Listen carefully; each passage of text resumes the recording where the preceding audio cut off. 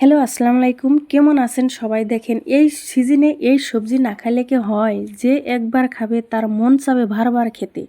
দেখেন আমি কচুর মাছ ডাঁটা কেটে ভালো করে ধুয়ে ছোটো ছোটো করে টুকরা করে আমি কড়াইতে লবণ আর কিছুটা পানি দিয়ে ঢেকে সিদ্ধ করে নিচ্ছি। এই সবজিটা যে একবার খাবে তার মন বারবার খেতে ইচ্ছা হবে। দেখেন মাছ মাংস পাস পড়বে। দেখেন আমার সিদ্ধ হয়ে গেছে, আমি ছাঁকনিতে ছেঁকে নিচ্ছি। ছেঁকে দেখেন আমি এক বাটি চাউল নিচ্ছি। চাউল, লবণ আর অল্প একটু পানি কড়াইতে দিয়ে ভালো করে চাউলটা ভেজে নিব। আমার ভাজা হয়ে গেছে প্রায়, দেখেন হয়ে গেছে। আমি এই সিজনে প্রতি বছরে একবার করে বানাই এই সবজি। দেখেন আমার ভাজা হয়ে গেছে, আমি মিক্সার মেশিনে গুঁড়ি করে নিব। এরকম করে গুঁড়ি করছি। দেখেন বড় মাছের ডিমের যেরকম হয় ডিম, সেরকম করে নিচ্ছি। দেখেন আমি কড়াইতে 3টা শুকনা লঙ্কা নাড়াচাড়া দিয়ে ভেজে নিচ্ছি। এখন তেল দিয়ে দিচ্ছি, জিরা দিয়ে দিচ্ছি। দিয়ে জিরা ফুটার পরে দেখেন আমি পেঁয়াজ কুচি দিয়ে ভালো করে নাড়াচাড়া দিয়ে তারপরে কাঁচা লঙ্কা কুচি দিয়ে দিচ্ছি।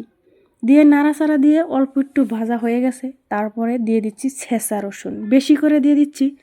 এই জন্য এই সবজিতে রসুন দিলে টেস্ট হয় বেশি করে।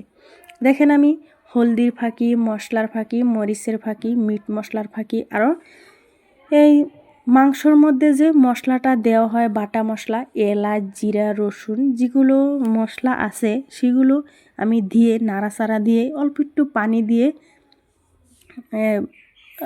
কষিয়ে নিচ্ছি, জানি গন্ধটা থাকে না। দেখেন আমি এই কচুগুলো দিয়ে ভালো করে নাড়াচাড়া দিয়ে পিস করে নিচ্ছি।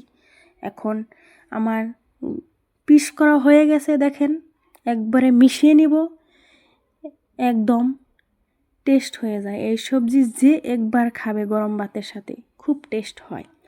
দেখেন এই চাউলের গুঁড়িগুলো আমি কিছু কিছু করে একবারে দিব না, কিছু কিছু করে দিয়ে নাড়াচাড়া দিয়ে আমি মিশিয়ে নিচ্ছি। এখন আমার মিশানো হয়ে গেছে।